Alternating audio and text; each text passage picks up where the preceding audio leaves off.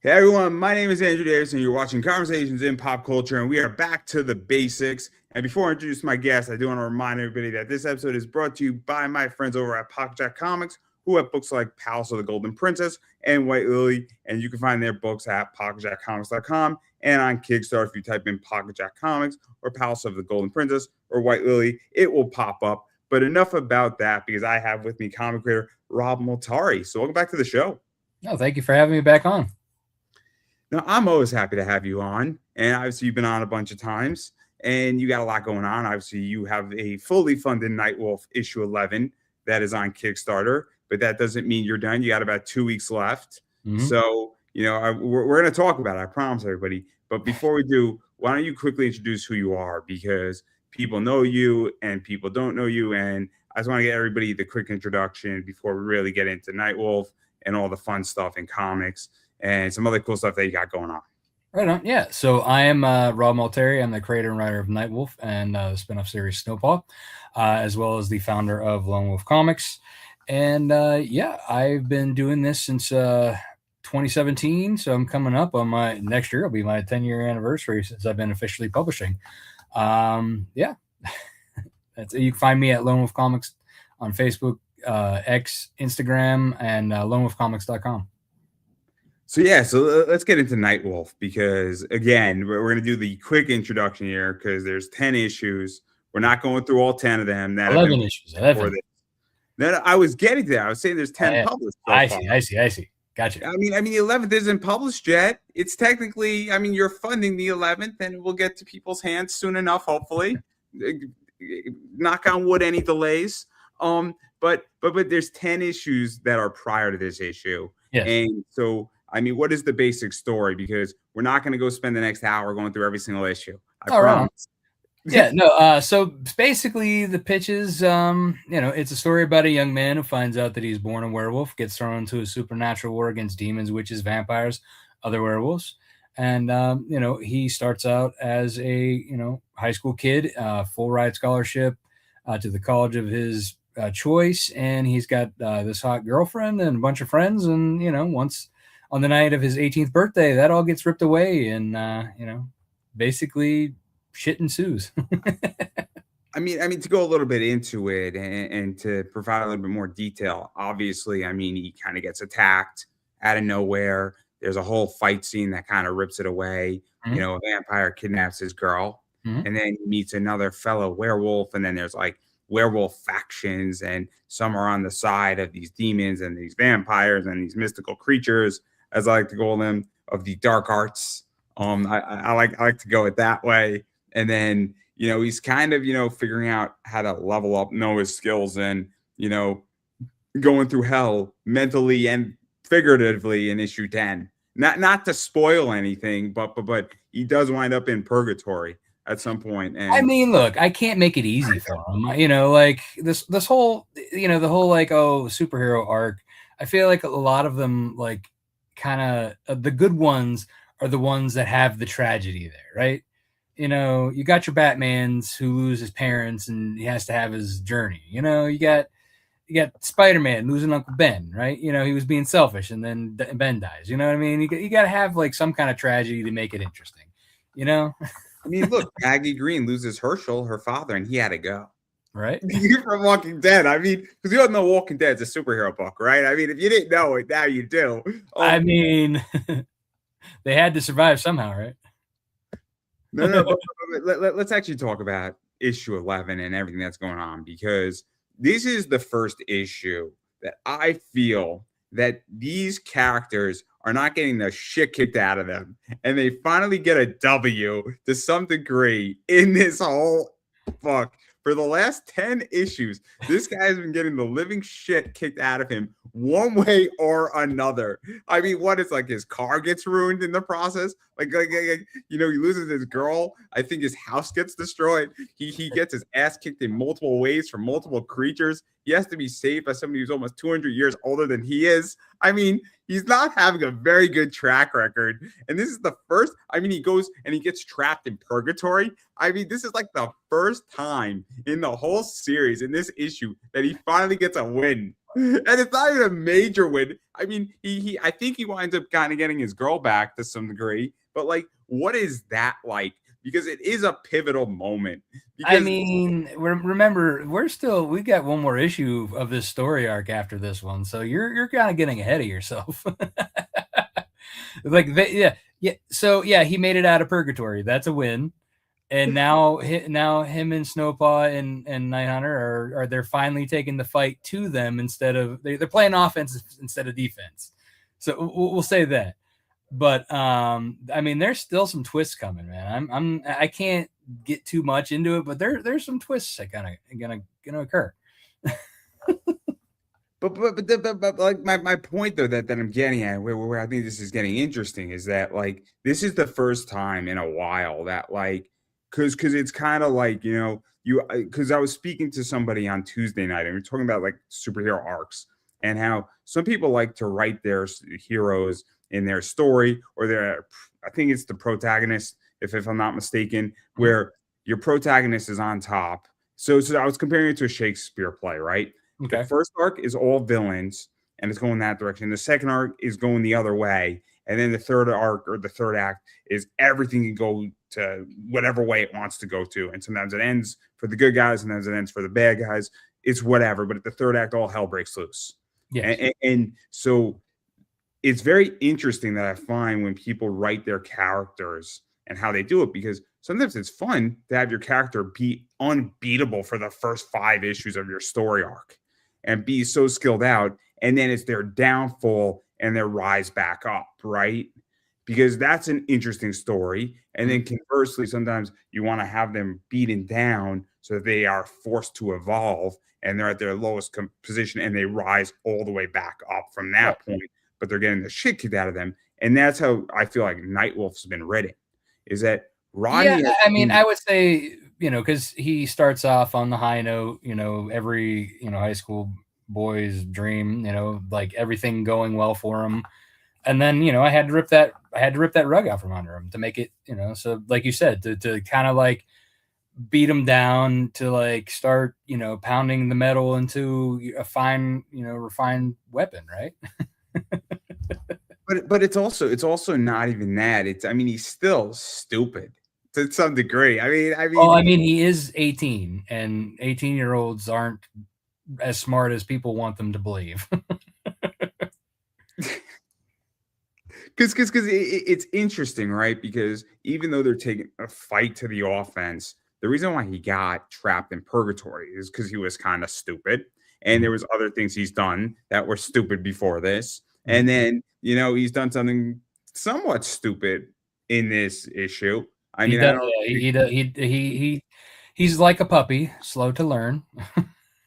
You would think after 3 times, like look, I'm just kidding. Look, I've had dogs. I have I've had dogs from the puppy age all the way up all the way through their lifespan, and let me tell you, the puppy stage lasts too long, and they don't learn until it's until you're like one day, oh, you actually did learn. I'm just saying, after 3 times, you would tend to think that he'd be like, oh, I get it now. But like you don't have kids, do you? I don't have kids, but I have a dog. I have a dog, and I would say that when she was a puppy, she wasn't perfect, but she was better than most. But it took her about 6 months to figure out where to go to the bathroom. So right. I mean, as a dog does, but as she's like I said, she's pretty good now too. I mean, she's 12, so she doesn't really have an excuse. But not the point. So I'm just saying that if my dog who's 12 knows how to behave, I think Rodney doesn't have much of an excuse. Is all I'm going with here. Well, like I said, you don't have kids. I have a 17-year-old, I have a 15-year-old, and I have a 8-year-old, and none of them listen, and they all still make the same mistakes that I keep telling them about themselves. And that's life, man. You got to live and learn, and once you learn, you learn. But apparently, it's one of those things that you just keep making that mistake until it's going to keep hurting you until it's finally kicks in. And you have to also, with Werewolf Lifespan, he's still a puppy in a way. That's why I kept bringing up the dog analogy, because like it's kind of like reverse dog years if you think about it, and that's why like Snowpaw is being 200 years old. She's at the age where she's probably like in her like late 20s, 30s in retrospective, like as we're in a werewolf lifespan, right? So he's still he is still a puppy, you know, and he's still making puppy mistakes. Though I have to say though too, in that same sense, even though Snowpaw is 200 years older than him, she still makes similar mistakes that she's made in the past when it comes to like, you know, um like her the way she sees things with like Black Claw, like revenge and stuff, you know what I mean? Like she gets a little short-sighted as well. But even to go further into this, because obviously, I mean, they wind up surviving a fight and they finish a fight to some degree in this issue as well. And I mean, this is where it gets really interesting, this whole book, because at this point, as you stated, I mean, obviously, he charges into something when he shouldn't have. Mhm. And it creates an interesting situation, for lack of a better word. But, they're also now getting to a point where it's kind of like, as I stated, I mean, they now have allies to Mhm. some degree. This is the first time, really, issue 10, issue 9, 10, 11, that there's a coalition being built. Or, and I'm going to dub it, and it's the W fighters. Because I wanted to use that. It's very much like when Goku met Krillin, and then he met Tien and Chatsu, and then he met Yamcha. It's like the Z fighters, just Wolfpack style, and it's a W fighters. So you have it here. We got the symbol right here. Okay. But that's what it looks like. I mean, I call it like I see it. I'm sorry. But like that's the other thing too, that why I think this is getting really interesting is that, all jokes aside, we're finally now having a real, I wouldn't say the power is even in this circumstance, but No, it's definitely becoming not. more even, or it's at least now not 1 against 99. It's more like 3 against 97. And it might not seem like a big deal, but if all of a sudden you have two other people fighting with you and the enemy lost two in the fight, I wouldn't say it's a big shift, but it's a little shift. Mhm. And it's a big shift in this book, in the temporary, because, and so like that's why I think this issue is so interesting, is that we're finally now seeing that things are moving, and they're moving towards the heroes and protagonist side versus them getting destroyed for the last 10 issues. Yeah, I mean, yeah, it's definitely nice to be able to finally take the fight, you know, to them, and then like having with Nightwolf having two skilled fighters that have been at it, you know, definitely it takes having an advantage on his side for once, and yeah, it's like I said, there's a lot going to happen in this issue very quickly. You know, like it as do most things with a twist that kind of take things sideways. Again, I'm not pressing too hard on it because I don't want to ruin too much of it. But also the way I feel is that, because I've been interviewing you for a while and I've seen it, is that the story to me also, and I don't know how you feel about this, is that it has almost been really linear, in which that events have just happened in order, and it's always been like, great, we're going to this point, to this point, to this point. And I Mhm. feel like this story arc, and in particular this issue, we're finally cracking open a lot of stuff, and we're kind of breaking this thing out. And I don't know if that was intentional, but it feels like, we're now breaking open the world, and we're having a lot more breathability, I guess, because it feels like this whole story up to the first 10 issues has been very tight, and now we're getting to the point where it's like breathability, and that's how I'm reading it and seeing it. And throughout, just looking at every campaign and all the interviews we've done and hearing how the story has evolved, that's how I'm seeing it, is that this is the great, now they could bring a fight to the enemy versus the enemy bring a fight to them. Now they are more super powered up, they have more training and there's allies fighting. And so now it's just I feel like there's more maneuverability in the comic. Yeah, I mean, this is the point of the story that personally I've been waiting to get to. Like, I feel like of all the issues in the 12 issue story arc, this one and issue 12 are probably my favorites because this is where I really wanted to get to. And because like I had the beginning as like, when you first start the idea, right? You have your beginning and you have your end. Well, a lot of the journey is what's happening in the middle. That's what you have to figure out to make sure that you're needling that thread to the point where, one, it's enjoyable, makes sense, and is cohesive. So like everything then ties together properly. But like this was the issue when I wrote it, that I knew I was like, all right, this is the one where it's going to be very enjoyable. A lot of action, a lot of things happen, and a lot of, like I said, the twist is going to be great. And, and like I said, issue 12, it just is that next, like I said, it's just so much to say. Like, yeah. Right? I don't know how much of a WWE fan you are and a wrestling fan you are. I'm a huge one. And the payoff, what WWE did with John Cena leading up from the Royal Rumble Elimination Chamber and that whole thing, what they did with Cody Rhodes and all of that, and that big payoff was great. And there's a position setting up a payoff. And they've done it with Seth Rollins on certain things when he dropped the crutches at SummerSlam and cashed in. Money in the Bank, like that payoff was great, faking the injury. And there's something to be said about having payoff issues. And I don't know how you feel about that, but like there's something to be said from and maybe not even so much as a writer, but just as a reader, that you're like, oh, we've been waiting and this has been building for the last 3, 4, 5 issues. And now we're getting that payoff. Because as a reader and as a consumer, and even just from a business standpoint, if you don't have a payoff in your book at some point and it's not monumental or it misses, I'm like, what the hell did I just spend $100 in the last 5 issues with your shit on? What the fuck? Right? Like, and that's from a reader's perspective. And I think there's something to be said about that. And as a writer and as a creator, you have to be realizing that if I don't give the reader a payoff for all of this, whether you're writing DC books for $5 every month or working on Kickstarter every quarter, it doesn't matter. You still need the payoff. Right. Yeah.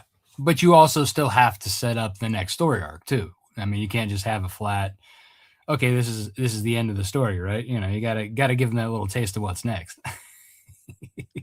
No, I was just asking, like, because it must be rewarding though, because you can't set up a payoff in issue 2 because then you need to have a payoff in issue 5. No, if anything, yeah, you have foreshadowing. Like, for example, like the 3 of them getting together in issue 4 wasn't it was like that, the Avengers fighting like when they first met each other situation, right? And that was issue 4, and now this is kind of like the Battle of New York, right?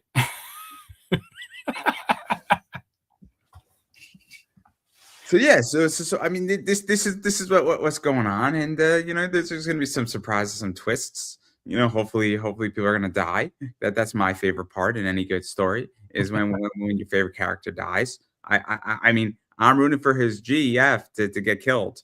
Oh, I'm rooting for that. Wow, you heartless bastard. hey, when Gwen Stacy died, I clapped. I wasn't born yet, but I clapped nonetheless. You were deep in the womb going, yay! I was deep.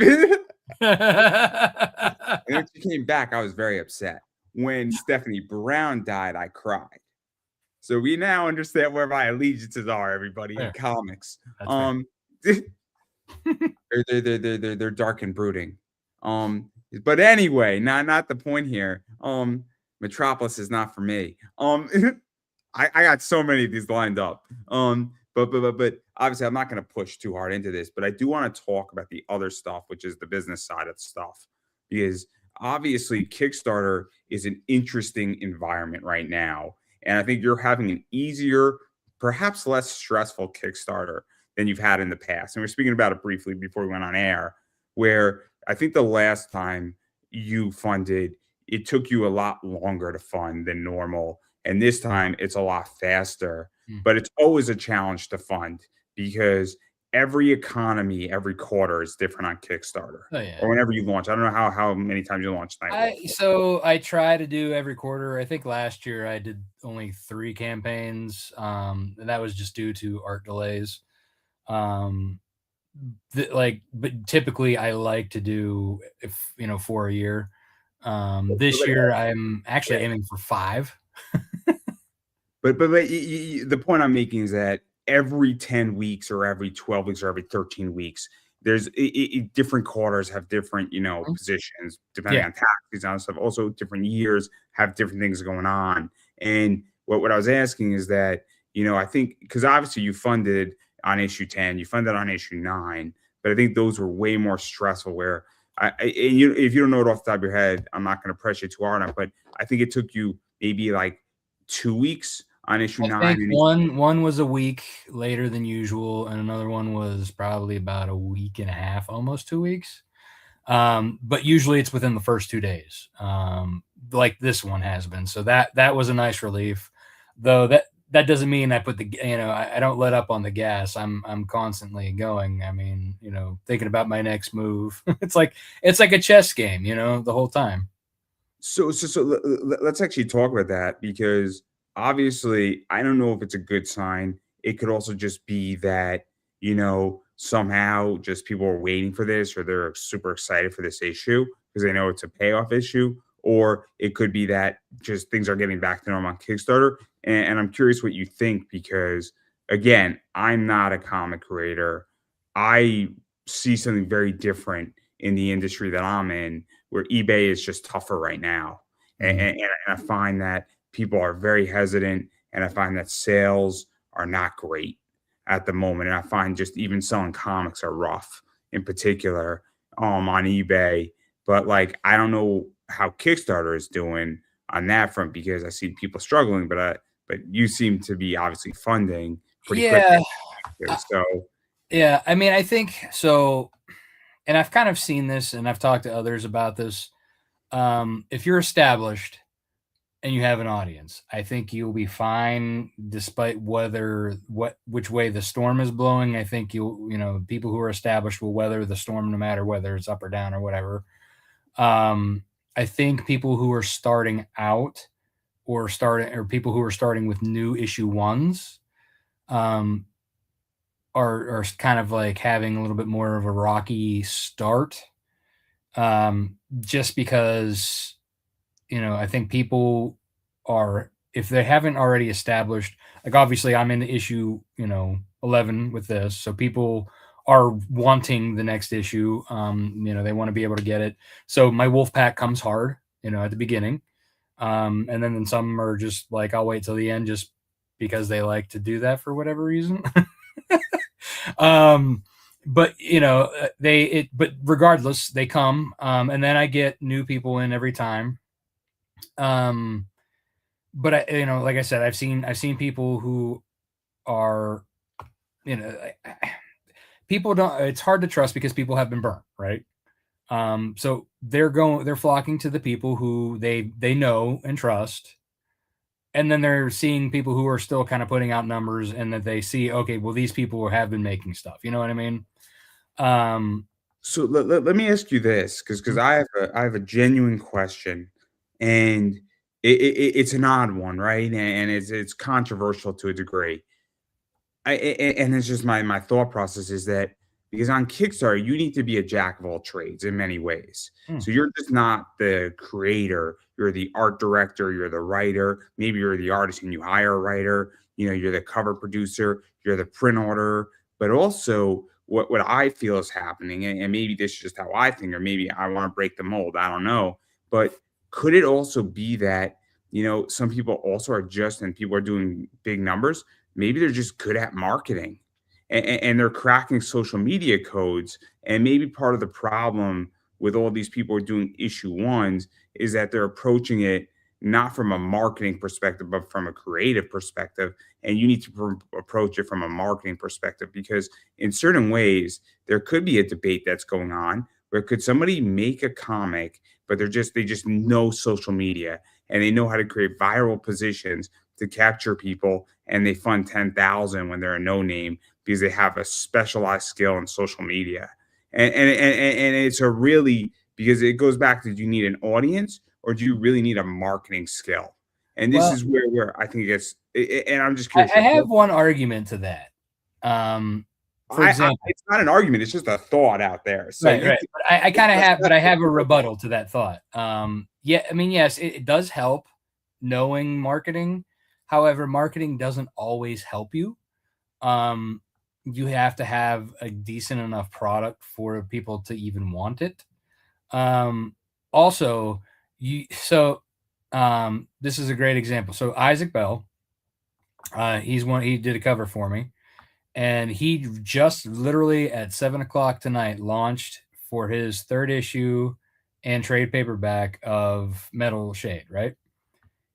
He marketing wise, he throws posts out there occasionally, and he has done videos, but he's not like out there marketing like I am or like a lot of other people are. He's not doing Facebook ads. He's not doing a bunch of stuff. You know what I mean? He's not, I wouldn't call him a marketing guru, but he is killing it because of his art style, because of his talent. So he's already surpassed where I am in a few hours, numbers wise. Not total backers. I'm sure he'll get there, but like he's already passed me funding wise because he's so talented. People want to buy his original artwork, and they're paying thousands for it. Right? He's Like I said, he's doing it basically on his talent, and he's a very talented artist, and his story is good. And it doesn't come out that often, so he's like I said, he's crushing it without the marketing part of that. It's because the reason why I bring this up is that we're starting to see, and I don't know if you saw Owning Manhattan on Netflix, but that show, what Ryan Serhan, who sells $1 million worth of real estate in Manhattan, like $250 million apartments. Mhm. What part of Serhan's position is that his whole position is that billions of dollars of makeup has been sold through social media, Instagram, TikTok. Why can't real estate be sold the same way? And that's where the thought process came from, is that why can't somebody, I mean, I'm sure somebody's going to figure it out, and I'm sure people have, but it's the idea that, what if you know how to make massively viral TikTok videos, but your comics average? And you like, and that's where this just becomes so interesting for me, is that, and that's where I think this debate comes from. And then again, I don't know the answer to it. I think in the long run, if you want to retain readership, because you can get anybody to buy something the first time, without a doubt. So if you want to be one and done and pull out 1 million and you market it correctly, you can do that all day. The question is that, can you do it a second time? Mhm. Because if you have a shitty product, but you're an Oh, excellent exactly. Yeah. If you don't have quality, people aren't going to come back for it. but if you pulled out 1 million, do you really need people to come? I don't know. Like but like the reason why I bring this up is that I think it's a really interesting discussion, because you need to be really good at a lot of stuff on Kickstarter, is what I'm getting at. Oh yeah. I mean, you got to know everything, or at least you have to know a little bit of everything. I'm not saying you have to know when you be a master Facebook ad. Yeah, yeah. I mean, you can't go in there blindly. That's for sure. You can't just go in there green and not know what you're doing. That's just what it comes down to. But like, yeah, I mean, you have to know kind of like what you're doing to an extent, and you kind of have to have an audience built up, prior to launching, regardless. Because if you don't have an audience, and I've said this many times, Kickstarter is the venue. You got to invite the guests. You know what I mean? Or else, if you go to the venue without inviting guests, you're just going to be the only one there. Oh yeah, without a doubt, without a doubt. And this is why we're seeing now everybody has a podcast, who has a comic. We're seeing it, and not everything is good that's published out of these people. I don't have a comic, and all I want to do is interviews, and that's it. I have no desire to create a comic. It does not interest me in any shape or any format. And they're so expensive that I would rather just take my money and buy an S&P 500 fund and sit and be quiet in the corner and just be like, I'm going to get rich very slowly. That's the solution, and I will retire with dignity. That's the solution. And but I digress. But I actually do want to go further into this because since we're talking about the whole Kickstarter sphere, I mean, obviously there are a lot of challenges in it. I think I don't know how printing is right now. I don't know if that's calmed down or if it's even worse than ever before. I mean, I mean, I because don't think I've had an issue with printing, or at least knock on wood. I haven't had an issue with printing since like the paper issues like right after COVID. Other than that, I mean, you know, I have a good printer now who hasn't jacked up my books. So that's I'm happy with my US printer for my single issues, and I also have a printer overseas for my trades that I'm happy with. So that is one thing I could actually say is not part of the problem. it's so interesting. Again, I don't know anything about printing, right? I don't know anything about this. That's why I asked these questions because I know there was problems. I know that I'm glad that apparently is solved for you. And then obviously, I mean, distribution is with Diamond. It affects indie and it doesn't affect indie because whenever there's a distribution problem with the big guys, it always trickles down. At least from my understanding, Yeah, I because mean the whole diamond thing doesn't affect me because I never was in diamond and I wasn't planning on it. However, it affects you indirectly because it affects the whole market, right? I It mean, in a sense, I mean, it for me, yeah, it does, it harms like the retail market for sure. However, you know, my distribution, I'm not in, you know, basically my distribution is if you back my Kickstarter at a retail level, I send it to you, you know, um, or I drive it to you if you're within a driving distance, you know. Other than that, I mean, recently, I've actually just signed a distribution deal with Source Point Press to put out my trades into bookstores and retail stores through Lunar and through basically, I think it's through Prana, and then they're distributing it to other places.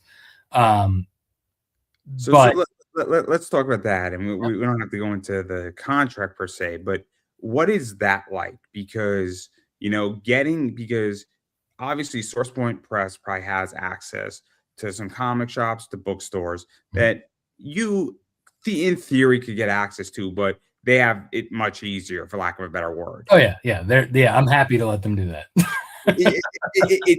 It'll take you 50 phone calls to get a no, and it'll take them one to get a yes or a no, right? Mhm. Right. And so and so I don't think you're getting rich off of that deal per se, but you're getting into bookstores, you're getting your product out there, you're obviously getting readership out there Mhm. more than anything, and there is something to be said about having your book distributed in bookstore chains, seeing how it tests in the market. And there's some idea of clout there because it boosts you up as far as your stock is worth. I don't Mhm. know. Like I'm just gonna state what it is, right? Yeah, no, that's exactly what it is. I mean, it's for me, it was a no-brainer because I was at the point where I have the first 2 trades of Nightwolf. I'm gonna have one for Snowpaw come this spring, and then in the fall, I'll have volume 3 of Nightwolf. So for me, like, the trades is where for me to even get into a retailer without losing on, you know, a single issue, like, it's not even like it doesn't make any sense because like the cost of what it costs to print plus then getting wholesale, and then if I'm splitting that, you know, with a publisher, that's makes no sense. Whereas a trade, there's more of a margin there to play with and at least break even, so that it's for me, it's more of a marketing tool to get my name out there, to get my name associated with a you know, a bigger name publisher and into bookstores like, you know, Barnes and Noble, where kids are picking up graphic novels and manga, all, you know, and I'll ask you this. I'll ask you this because, and maybe my viewpoint from an outsider looking in is slightly different, but I don't think anymore people's books are the actual product in comics. I think the writer is the actual product, or the artist is the actual product. And when I say this, because an artist and a writer can move from, we'll use Marvel, they can move from Spider-Man to Daredevil. So the character is what people gravitate towards and enjoy, Mm, but the artist or the writer. So if all of a sudden your book does really well in a Barnes and Noble, and all of a sudden, somebody might say, "I want to hire you to write a script," or whenever you do your next thing, or a convention might say, "We want to have you as a guest," mhm, because what it does is that it lifts you up as the product. mhm. And I'm not saying Nightwolf isn't a great product, because it is its own product, but I think people forget that writers and artists are also products, because you as a writer can move and you can create, a magical wizard comic if you wanted to at any point, right? And, Right. and, and so, like, I think the more, I guess, stock you get, and the more, I hate to use the word clout, right? Because that's not the right word, right? But the more feathers in your cap, if that makes any sense, Mhm, because that's what I think this really does. I think that's the real value of it. If you mhm. ask me from an outsider looking in, is that they're inflating your, and making you more valuable, and pumping up your stock Right. for better. Exactly. Yes, exactly. I mean, so for me, I felt it was a smart play. One, it gets distribution out to places I can't get to, and it puts my name out there with Comic Cons. Like, hopefully, I'll be getting more guest spots, and hopefully, basically leveling up is where I kind of see this taking me. And also, it's cool just to have your book in a bookstore. I mean, Right. let's Right. be real. Exactly. Yeah. And then I go take a picture and be like, So my mom wrote a book, right? And it was published by a publisher, and it was in bookstores. And there's something to be said about seeing something that you put out there on, shelves. And "Mhm, I don't know, like she could explain it better, but I would imagine it's very cool to know that somebody could pick this up in your local bookstore. mhm." So that's what I think at the very least. But I think it's really interesting, and I think it's interesting that it's going to be a trade versus single issues. So that's pretty cool. I mean, it must be exciting, right? It is very, yeah. I'm very excited for it to come out this year. So let me ask you this: does that mean, are you going to be kickstarting those trades on Kickstarter first, or is it that straight to source point? No, so I still own the IP 100%. I do with it as I will.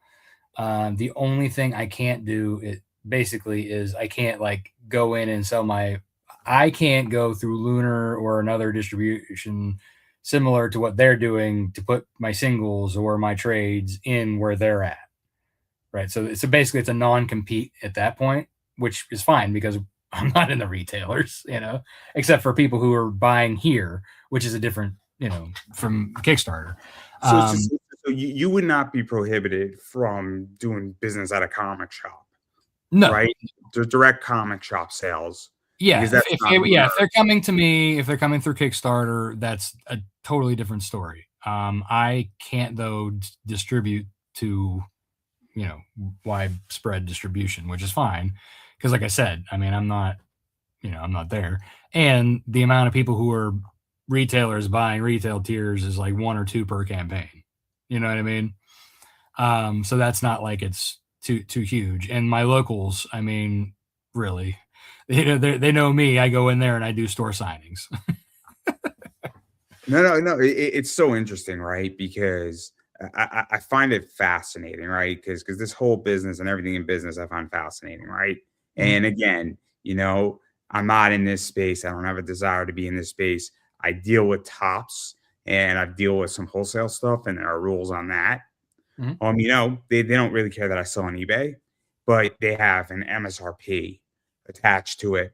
And it is, if you're found out that you break that, well, you don't get product anymore, and that's not fun. And when you're making really good money, it's better to make a little bit of money than no money.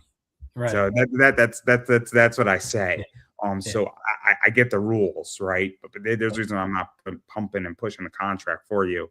Um, but That's still cool though. I mean, it's cool to be and having a distributor and a publisher behind you because Mhm. names matter. And I hate to Yeah. say it, but there's something to be said about that. And then even going further, I mean, you can sell those books and those trade paperbacks probably on your own too at conventions, Oh right? yeah. Yeah. So my basically what it is I'm reprinting volume one first. So we're starting with that first. Putting the Source Point logo on it, but I'm removing like the extra stuff, like kind of like the bonus stuff from the Kickstarter version, so that it's still my Kickstarter books are still more exclusive than the mass produced retail versions that are going out in the stores. So they are getting a different book than if you're coming to me at a con, you're getting the extra stuff that you'd be getting like from the Kickstarter, and so that's nice, and also because I'm the one printing the books, whatever doesn't get sold comes back to me, and I can sell those at cons. So um, it's kind of it's worthwhile that way in a sense. So to even go into that too at conventions, I mean, I think also because you touched on it before a little bit, and to backtrack a little bit about new creators struggling. I mean, I don't know how you feel, but obviously I have 2,000 videos on YouTube. I have almost 1,200 interviews plus, and it's a little bit different when you walk into somebody who has 1,200 interviews under their belt and somebody who has 20. Yeah. I think there's something to be said about that, and I think the same thing can be applied when somebody has one issue at a Comic Con or a Mhm. con or two issues on their table, and somebody has 10 or 12 or 11 or 15. I think there's something to be said about that. And I think that there's a psychological vote of confidence going on because Mhm. I hate to say this, but everybody judges everything and everybody has a level. Whether I mean, when somebody has 15 books out, they have a different viewpoint, and there's a different level of trust. Yeah. Doesn't mean those 15 books are good. It just means that they published 15 books.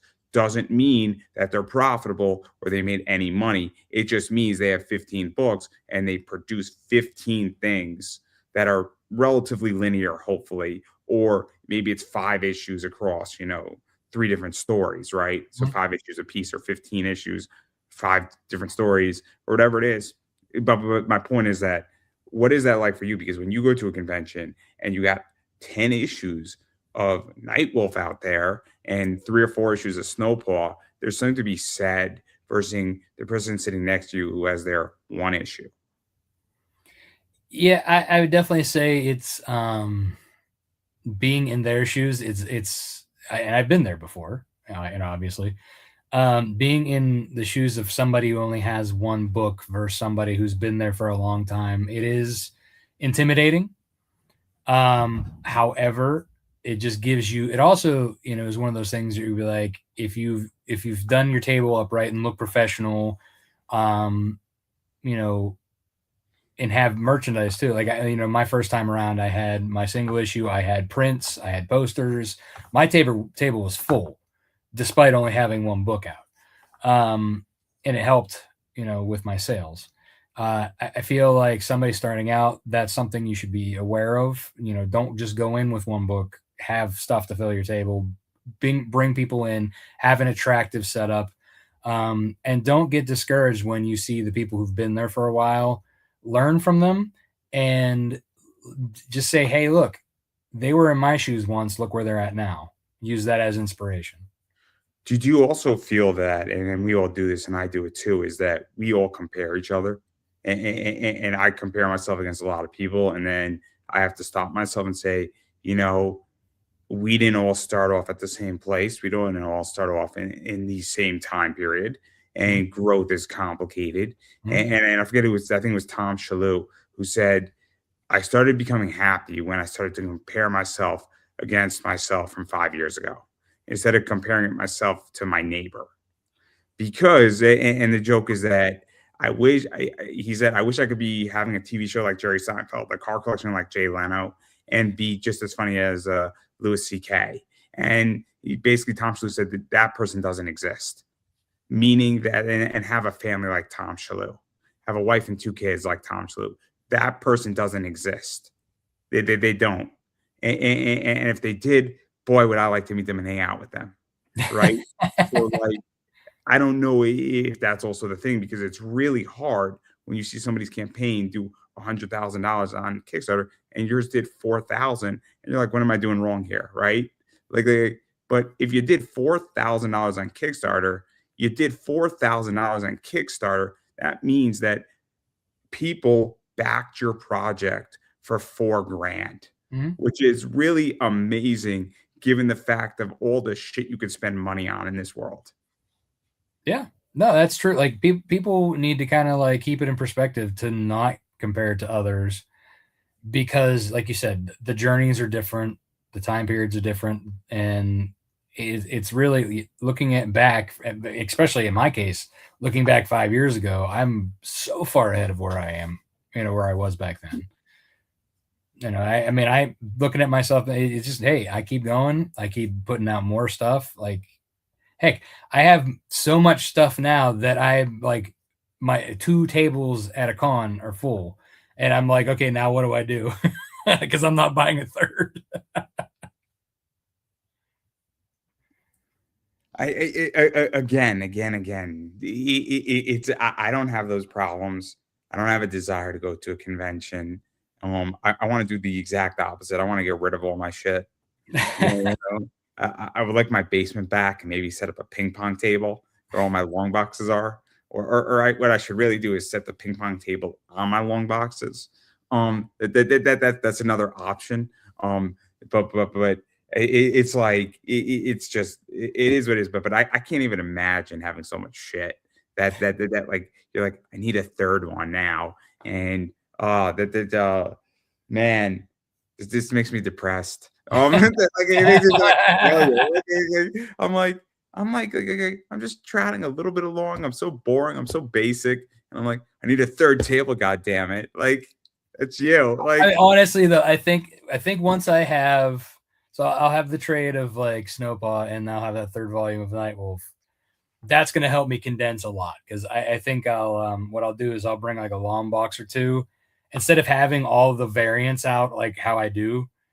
I'll probably have them in like a long box based on like the variant like limited pricing, and then I'll have like the trades up front with like the standard issues, just the people who just want the issues instead of the trades. I have been mulling this over for a while, thinking about how to condense back down. get a spinner rack, and Ava Capitelli is inventing one of those for a card table. It's like a miniature spinner rack, and it's brilliant. So I'm just saying, and you could customize it, and you could put Lone Wolf Comics on the top so people could see it from far away. It's perfect for you. I get no commission I'll from look this. into that. I'll have to look into I that. get no commission from this. I just think it's a perfect product. I should get a commission for this. I should really figure out. I should say I need an affiliate link because I bet you I could sell a lot of your product. A nice like 3 or 4% affiliate link. Oh, it'd be great. See, that's how I'm gonna make my real money. There you Um, go. You know people. and maybe I could afford to eat this week. No, but no, I find this whole thing interesting, right? Because I'm in such a different space, right? And I can't imagine selling a comic, right? I understand the idea of what I think is selling, which is hook story offer. I Mm. understand that component. And I think selling collectively across the board is all the same at its core. The way you approach it, whether you're selling a car, a watch, a house, or a comic book, I believe is all the same at its core because it's that what does somebody want and how do you get them to have an emotional connection to the item so that you can, I hate to say it, but fulfill their emotional desire to purchase it and be happy, right? That's what I think selling is. But how you do it and why you do it and versus creating it is a different ballgame because I think creation is not selling. No, no, yeah. I mean, you have to sell yourself as much as you sell the book, and you have to, especially at a con. Like when you're talking to somebody, you gotta, you got to remember why you're doing it and be excited about it, right? You got to remember that whole joy of why you're doing it, and then tell them about it. And then, once they kind of get a feel, that know, like, and trust that this book is going to be amazing because this guy is genuinely excited about what he's doing, and a lot of people are, you can't be off-putting, you can't be a jerk. You'd be like, buy my comic. I don't want to be here. Like nobody wants to buy from that guy. I'm applying for jobs. And so like I'm in my kitchen, right? And I'm speaking to my mom. And I'm like, let's just type in my cover letter, hire me, I have your wife kidnapped. Like that's the running joke, right? Because when you get a bunch of rejection, you say, what's gonna get somebody to stop to read my cover letter? Now you don't write that in your cover letter, but like that's called being a jerk in a cover letter, at least in my opinion. The reason why it's funny though is everybody's written that cover letter. That it's like I'm not getting anywhere, and if you don't hire me, I'm gonna kidnap your wife. So you better hire me. Like, but the point, I'm not doing it. I want to make that crystal clear, everybody. But again, it's the off-putting position, right? It's the same thing when somebody says no to me for an interview. I'm like, no worries, I will be here whenever you need me, and that's how I deal with it. And very rarely do I snap at somebody. I did it once this year because I didn't like the tone, and they were fucking around. But if somebody doesn't want to be on the show, I'm like, great. I'm perfectly fine with you not being on my show. Anytime you need me, I'm here. Feel free to reach out to me and we'll work something out, right? But like, because you catch more flies with honey than with vinegar. True. That's how you offer free candy at your booth. And I'm full of this today. I'm full of this. This is what happens when I stop drinking.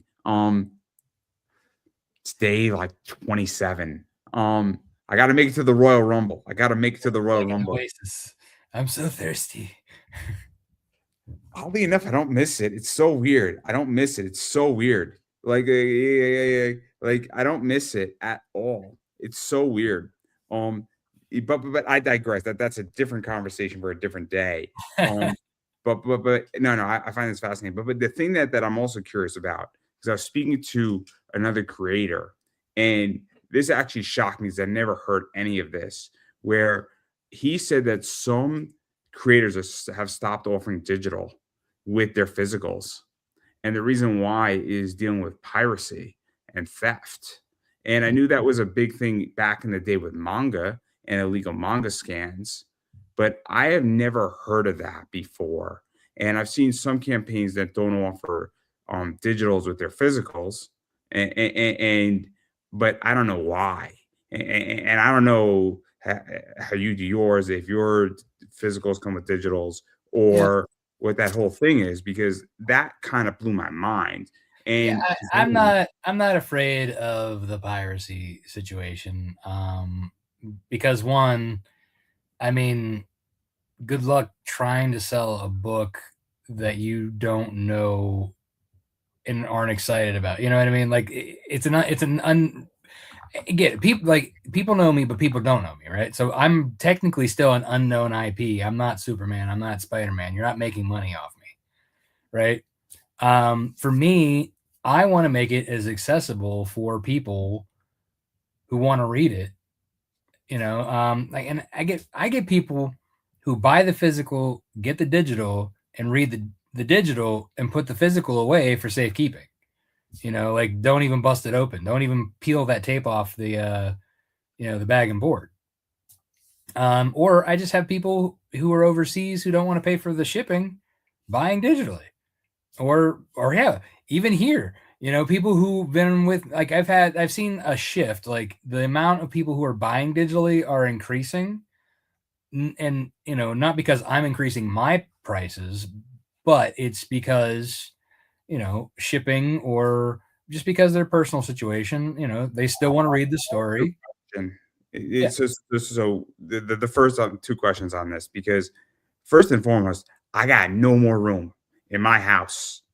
So digital for me is awesome, right? Right. It's like maybe like a digital $6-7. I'll take a flyer on it, and I'll be honest, I got no more room for people's shit, right? And I don't want any more packages coming to my house. I get enough packages every single week that I'm tired of packages.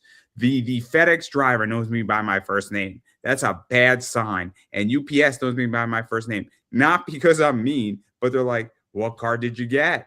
I mean, if you saw my Facebook and you're friends with me on Facebook, you saw the card I just pulled, and then my FedEx driver said, "Can we open it?" And he was curious what I pulled because he knows I get a lot of cards, and it's an awesome card. It's a Stephanie Bouquet auto, 1 out of 5. So the point that I'm making is that, but like that's a sign that you have way too much shit coming your way. And so when I don't have a digital, I don't have my FedEx driver saying, "I got another package for you, Andrew." Like it's not a bad thing, but like that, and I would imagine your house is probably full of stuff. Oh, I mean, my office, let alone here. I'll give you a little bit of sneak peek. You see what's all that crap behind me? My point exactly, right? There gets a position where you have no more space, right? And it's not even like you're like, where can I write my story? Where can I store this? Like, I don't have space. I don't have space to go buy 100 comics on a retail level.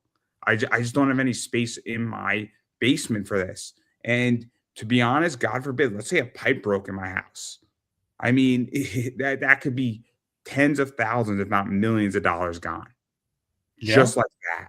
Yeah. So that's part of it, I think, because I think people have no more fucking space. But that's what I think. And then the other thing is that, I mean, about the piracy is that, I mean, I just never heard that before. And so, but again, I've always heard people like say, "Oh, I'm afraid it's going to get pirated." Well, is it though? And even is it worth their time? You know what I mean? Like, great. You know what?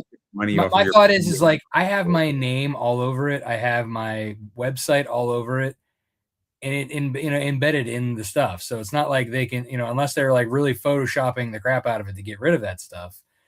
My thought is like, okay, well, if they look it up, maybe that's somebody who's like, "Oh, hey, the new issue of this book is out. Oh, that's not who I got it from, but this is the actual guy. I'm going to go from this guy."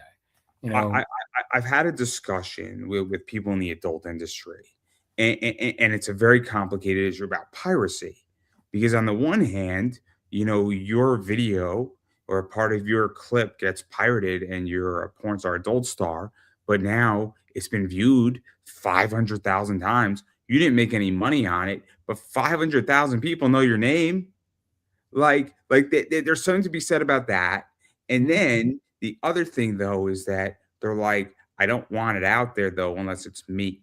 And so there's a real complicated issue, because if your book, Nightwolf, got pirated, got onto a website, and was downloaded 500,000 times, and you didn't make a cent off it, you would be pissed, right? By definition.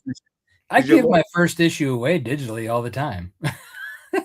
You understand where I'm going with this, though, right? You wouldn't be thrilled about it, but at the same time, you're like, 500,000 people downloaded this? That means potentially 500,000 people now know my name. Yeah, exactly. I mean, because really, these pirates who are taking my stuff, if they're taking my stuff, they're basically distributing my name. It's the same situation as like distributing to the direct market. I'm not making money off that. Like, I hope that I'm gonna break even, right? It's the same. It's technically it's marketing, right? And if let's say those 5,000 people want the next thing, 500,000, whatever. Large numbers here. We're dreaming. Who are all these people who have got the pirated copy? If they want to see the next one, maybe they'll come to me sooner. And who knows? It may, the only counter I have is that I don't want somebody taking my podcast, right? Because that's a different entity, though, because it's a straight out digital product, and I don't want somebody to take pieces of my podcast, cut it up, and put it on their YouTube channel. That to me is a very different entity, right? So if somebody took your book, somehow cut it up, and then went to a print shop and printed it, right? That's completely different versus distributing a digital file. Right, exactly. Though Those the two things have, quality, any digital files I have out there aren't going to be print quality, so they're definitely going to look like shit. that's crazy. That's just terrible. That's just terrible. But like the I'm point, not giving high res digital copies. I mean, it's enough that you can read it on your phone or your computer, but you're not going to be able to print it. It's going to look pixelated as get out. that's at least you're honest. At least you're honest. At least you're honest. I appreciate the honesty here. That's great. That's just great. But like, Well, I mean, that and it saves file delivery. I mean, the higher the res, the more, the higher, the file sizes and downloads. Sometimes you can't even upload them to websites when they're too big. You don't think I don't know that from this show? You know how much video occupancy? Right, that's what. But you know exactly what I'm saying. You don't want to put the high res out there. Print files do not belong as a download because one, it takes forever to upload if you could even upload it, and two, downloading it then takes forever. And if you like stop your computer and it falls asleep, you got to do that shit all over again. Oh my God, you should see how I upload on YouTube. I have to put my Mac onto a 12-hour YouTube timer when I'm uploading videos. God, Now, granted, I'm uploading 50 videos at once. That's insane. At night, on my desk, and it's my Mac is a workhorse. It's a workhorse. But I right now on my Mac have about 250 gigs worth of videos that have to be uploaded on YouTube. And and the way you get this is you cut up interviews, big interviews, small interviews, full interviews, piece of interviews. It adds the fuck up. Oh yeah, So, especially if they're like an hour or two a pop. even so like if I cut up a 3-minute clip, it's about 600 to 800 megs. Right. But try doing that when you're getting 8 out of an interview to 12. It's a lot of fucking content. Yeah. So it basically means that every interview, that I cut up is about 4 gigs worth of data. That sounds about right. It's insane. And then times that right now I have 33. No. Yeah, 33 on a cycle, right? It's a lot of fucking content. It's a lot of fucking content. It's legitimately 250 gigs on my Mac. I mean, my Mac is a 500 gig hard drive, and it's just like it's eating up my Mac. It's pretty sick. Oh yeah, I'm sure. I mean, believe I in college I did 3D animation as an undergrad. And so I did graphic design, and it was like that was my minor, if you will, for the 3D animation. And I remember coming into the lab for my final, like at the end of the year, basically loading up every single computer to do a scene. So I had to let them render the scene, all these computers, and I had to go around and make sure none of them fell asleep to be able to get through the end of and then I had to grab them all onto like a big old hard drive, portable hard drive, because that's what they were back in the day. Were like this big for like not even 500 gigs, and then try and put all these together to be able to go and then splice them together in the video editor. I go through a lot. It's so brutal. And oh my God. But the nice thing is that once it's on YouTube, I delete it off and it's on YouTube forever. Mm-hmm. As long as YouTube allows me and YouTube doesn't decide to kick me off, which every once in a while they don't like a picture I put up. And that's because I put interesting pictures up. Let's just leave it at that. Not political pictures of attractive women at 4 a.m. because somebody's up at 4 a.m. and needs it. Hey, I'm a man of the people. I'm a man of the people here. I know somebody's having a rough time on a Wednesday at 4 a.m. somewhere in the world, and they need it, and I'm here for them. And I'm here for you guys. I mean, who I got coming out at 4 a.m. I got a whole slew of people. I got everything from Cardi B to Shania Twain to you name it, to Lauren Phillips. If you're lonely at 4 a.m, I got you covered on YouTube. Is all I'm gonna say. And all you have to do is subscribe. That's all you have to do, or not subscribe. But I appreciate people subscribing because I'm a 4 in the morning guy. Um, I'm your 4 in the morning guy when you need me because I know we all have those days. But anyway, getting back to you, completely getting back to you, and not 4 in the morning. And Nightwolf could be at 3 in the morning if it wants to be on my YouTube community page. And no, actually, the three in the morning is card time. 5 in the morning is open for you anytime you want it. Because somebody might say, you know what? It's one of those Wednesdays where I need a 5 o'clock, I need a 3, a 4, and a 5 o'clock. It's kind of like the seventh inning, eighth inning, and ninth inning guy in baseball. Hmm. But yes, so that's pretty much my whole YouTube community page because I know people need it. I don't know why they need it. I stopped asking questions a long time ago. I'm just a man of the people, and I say, you don't tell me why you need it, I'll just provide it, and then I'll walk away this way, you walk away that way, and it's like a drug deal without any drugs. It's great. No cash is exchanged. It's wonderful. There you go. But yeah, so obviously we because I was just curious about the PDFs and that protection because again, I never heard of that before, and it blew my mind. I didn't even know it was a thing, but I digress. I'm not even entirely sure it is a thing, but people think it's a thing. I don't know. I never heard of it. Like I'm like, what the fuck's this? Like every once in a while, you come across me like, is this a thing? Because I'm so out of the scene, right? Like I mean, it's almost like the people who are afraid to put their stuff out before they have the book published because they're afraid that somebody's going to steal their idea. But it's like nobody wants to steal your idea. Everybody they have their own idea. It's especially an idea that doesn't have any validity yet.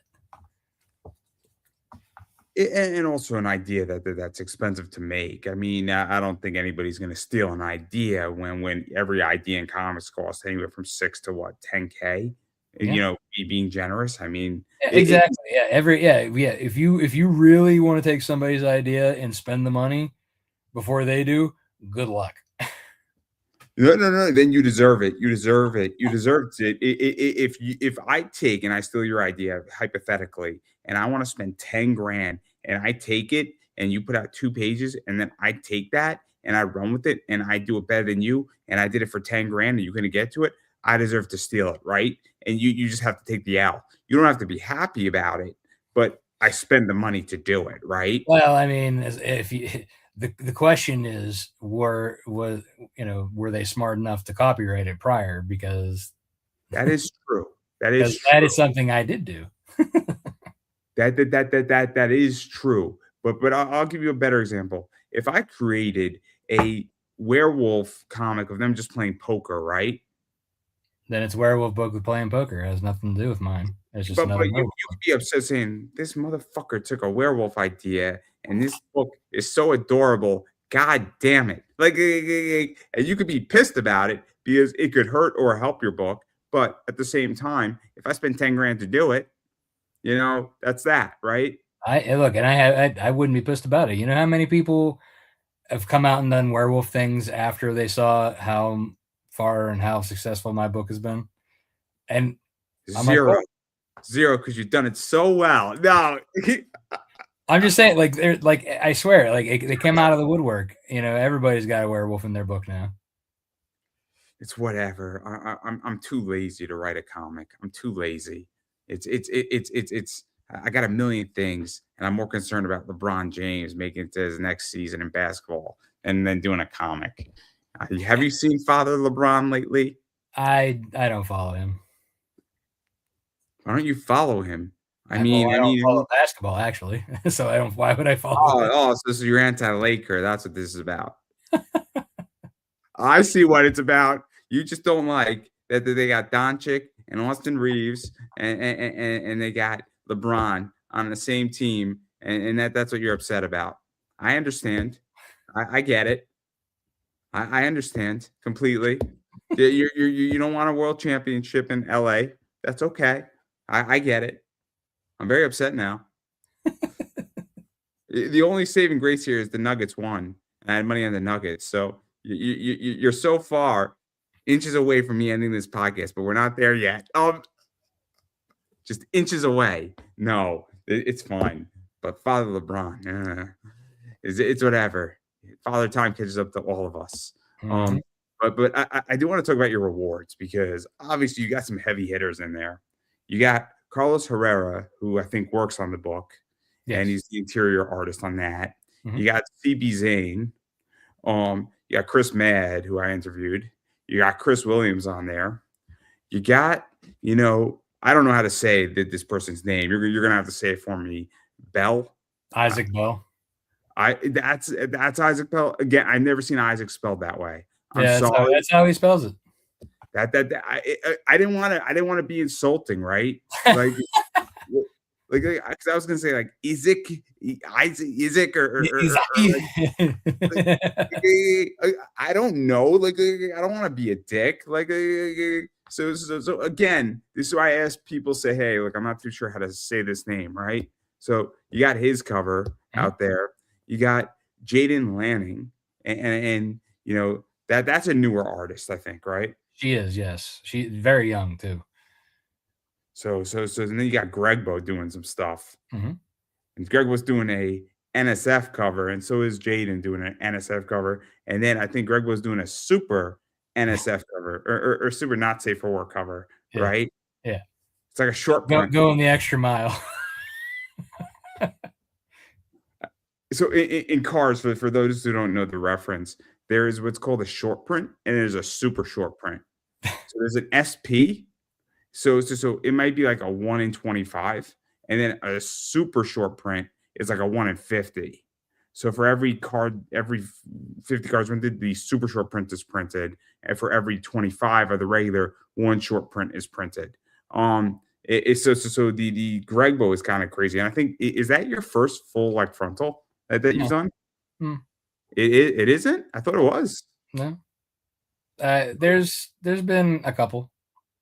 Like if you go down into like the one of the higher tiers, it has a bunch of them. They're half of them are, half of them aren't. Oh, I didn't know. I didn't remember. That's what I was asking. Yeah, it's depends on the artist and their comfort zone as well. Also, does it depend on also the cover as well? Because certain covers I don't think would lend themselves to that, right? Yeah, I mean, yeah, obviously, like there's like certain ones that like in the position that they're in. I mean, you can't just have like full spread eagle all the time. No, It gets if you boring. have Snowpaw fighting Blackclaw, it might not make sense to have a not safe for work cover, right? Right? Yeah, yeah. I mean, my action ones I typically don't. Those are more for like the not safe ones are usually the pinups. Yeah, Any of the regular like covers that I would take to a con, those don't have a not safe.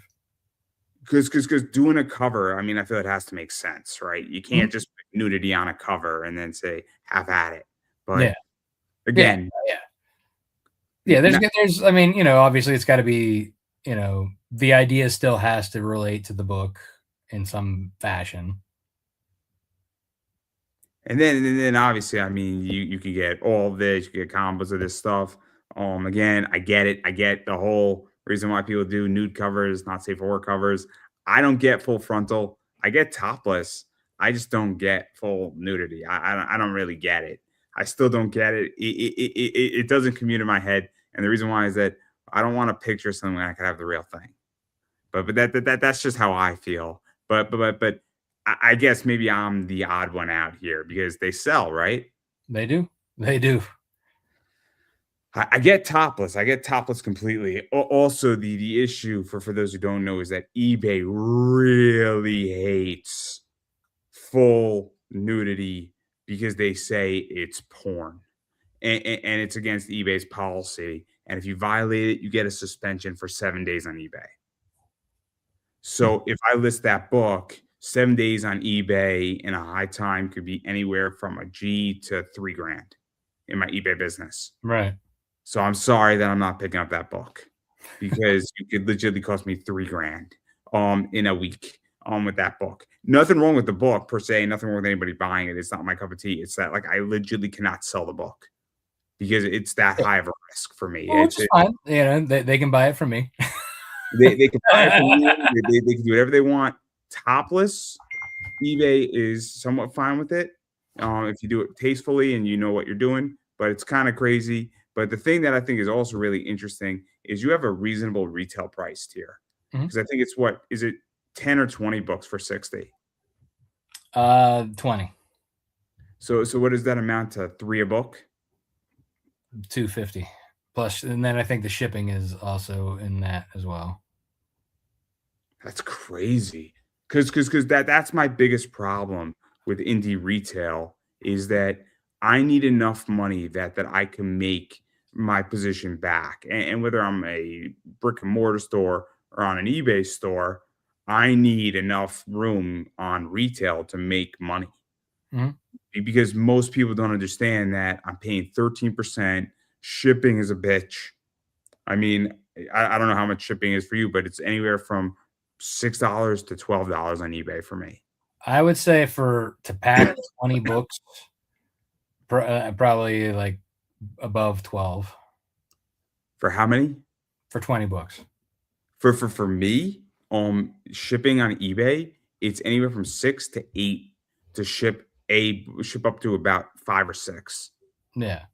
But if you correctly. do, yeah, if you do, so like for me, like with 20 books, and when I package them, make sure they're all nice bubble wraps, protected bagging board, and all that, and then ship them ground advantage. It's usually pretty affordable.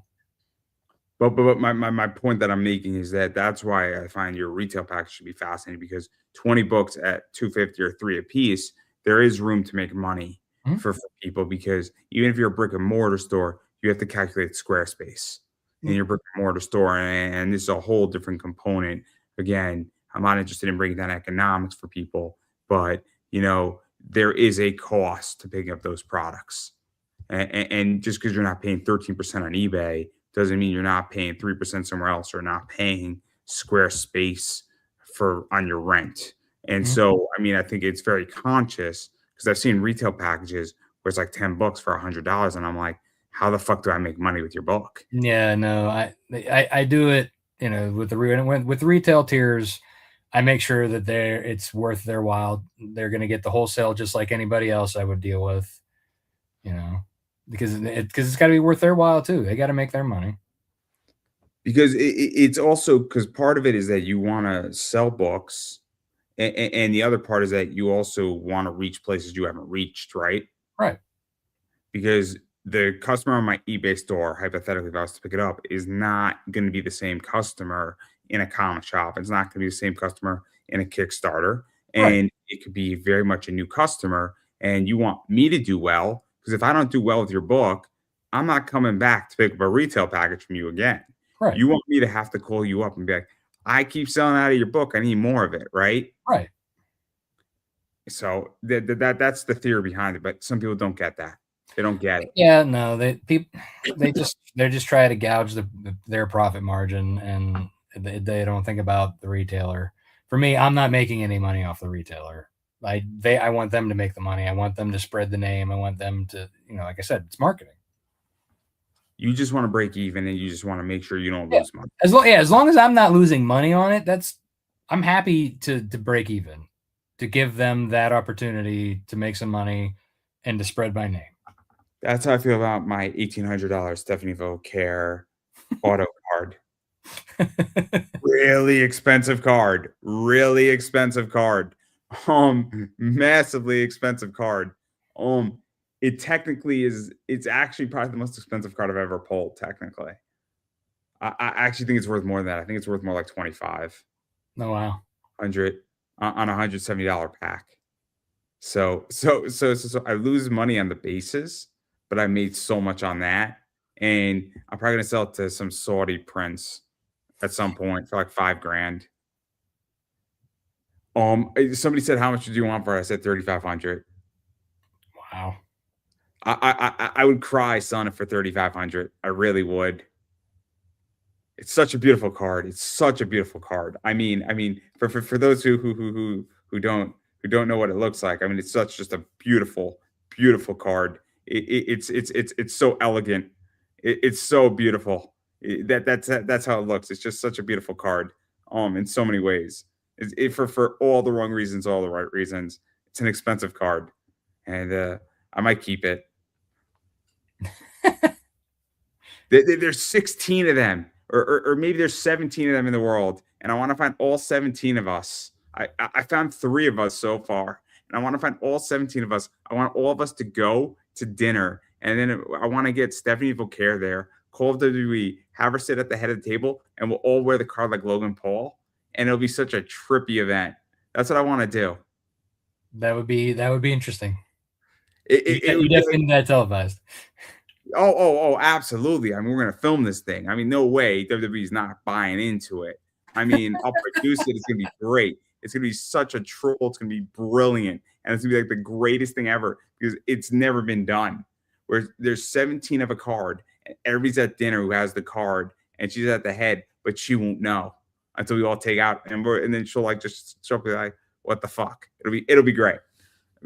I'm gonna make it happen. Just watch. Do it. Stacy, but you can't come because you don't have the card. I'm sorry. That's all right. I'll watch the televised event.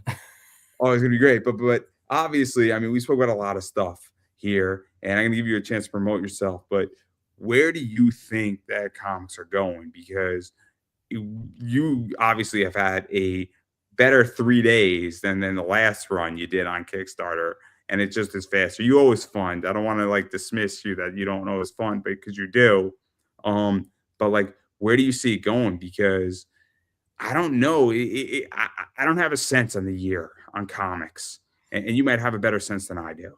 Honestly, I'd say it's too early to say. I'm actually, I was pleasantly surprised that this one has been off the gates doing faster than the last few. I'm hoping, I'm not saying that it's happening. I'm hoping that things are getting regulated and back to normal. Or who knows, or at least he just kind of like stays relatively good for the rest of my campaigns this year. You don't really care about anybody else except yourself. No, I'm just teasing. Look, if I didn't care about anybody else, I mean, I share people's stuff all the time. I try to promote the community as much as possible. I'm constantly sharing out campaigns on my Facebook. I know. I'm taking a jab because I know it's a joke, right? Oh, of course. But the people out there don't know what you're joking about. Oh, they. I mean, if you don't know my show at this point, then I mean, I'm the guy who asks porn stars what they think of men. So those are the fun ones. Those are the fun ones, and you'd be surprised the answers. There are several, and there's some interesting stuff in there, and it's actually indicative of America, and it raises a lot more questions than you think, and it's really interesting what they think, right? It's really interesting what they think. Spoiler alert: a bunch of them are not fans of the New Age man. Spoiler alert. Which also, but they give their reasons why. Fascinating question. I can make a whole podcast about that alone. And I'd have kind of the next 6 years. It'd be like Dave Bautista in the second Knives Out.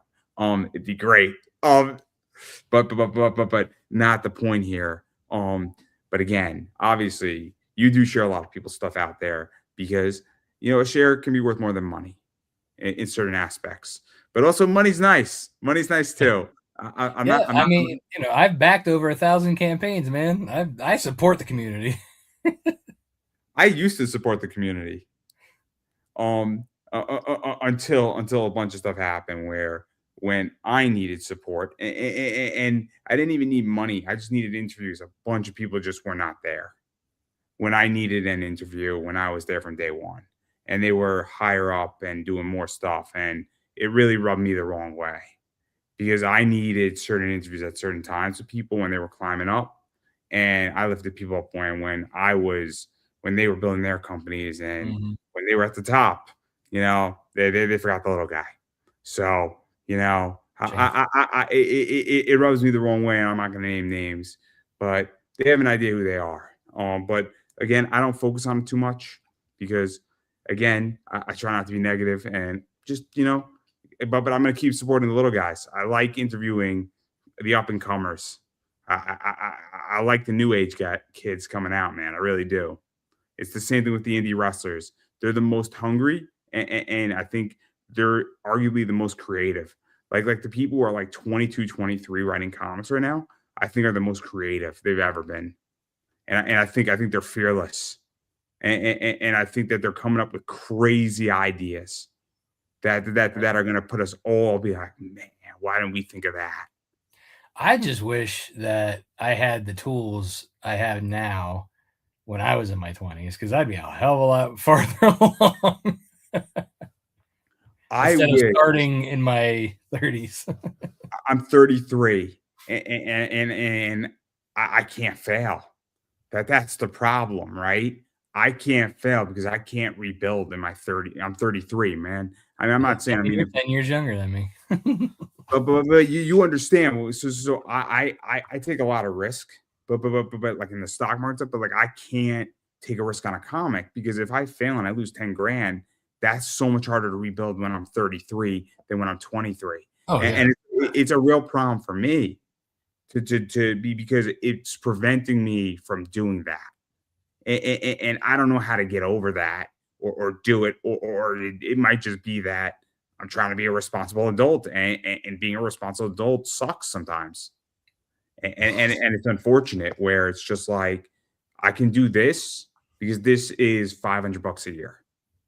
That's it. If this thing fails and I lose $500 a year, that's not catastrophic.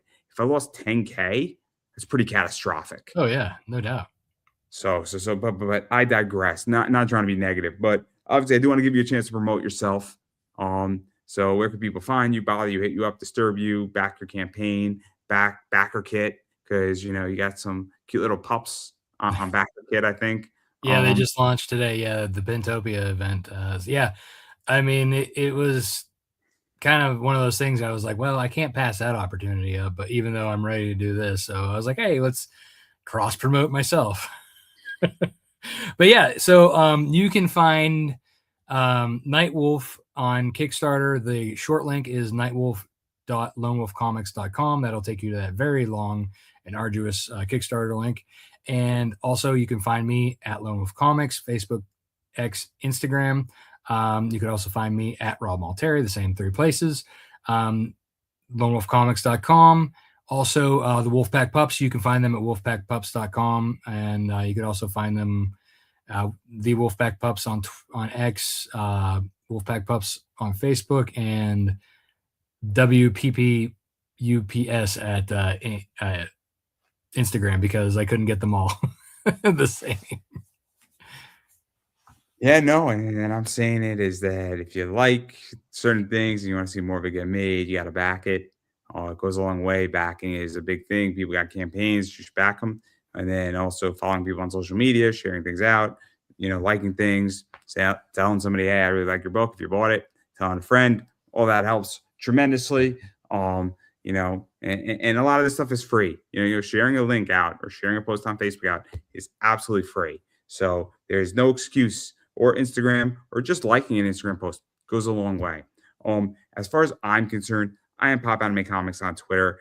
I tweet a lot about football, and boy, am I creative with my tweeting on football. It is a spectacle. It is magical. It is mystical. That as far as I can go with that without getting a copyright strike. It is not blue jeans and ice cream. I just want to make that crystal clear here. But yes, so Sunday, 3:00 and 6:30.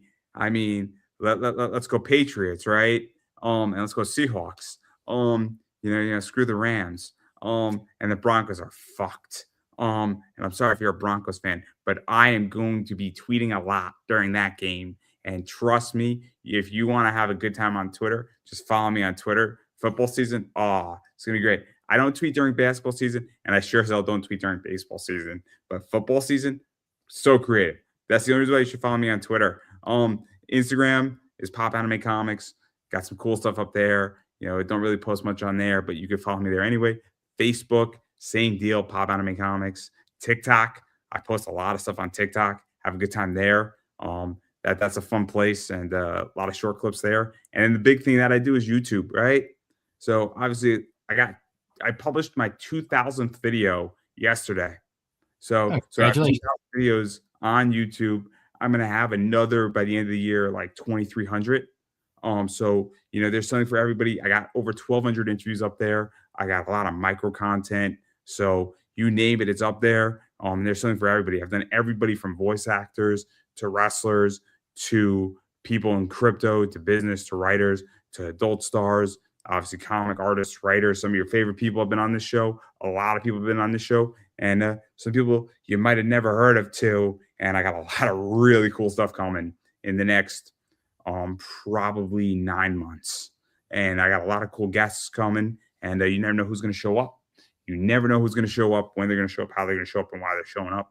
And that's the whole thing. And since football season is ending, I'm now going to be interviewing a lot more on Thursdays. So definitely you could check me out there. So got a lot of that. And then the final thing is my eBay store, everybody. So look for Comics and Collectibles. Come shop with us on eBay. And I have a lot of cool stuff there. I got this right here. I got these books in my store. I got these books right here.